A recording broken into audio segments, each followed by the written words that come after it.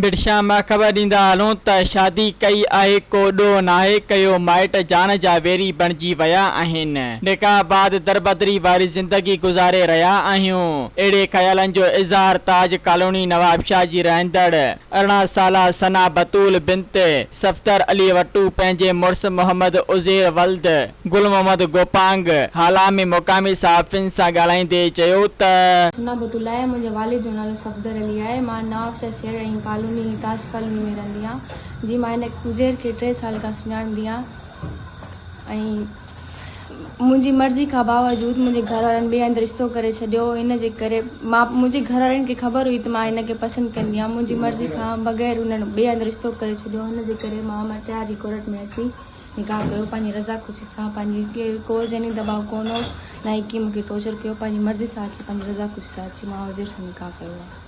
मूंखे पंहिंजे ॾाॾे असगर मां ख़तरो आहे ऐं मूंखे पंहिंजे बाबा सफ़दर अली वटू मां ख़तरो आहे ऐं मूंखे पंहिंजे चाचे सजाद अली मां ऐं पंहिंजे भाउ मां रज़ा अली मां।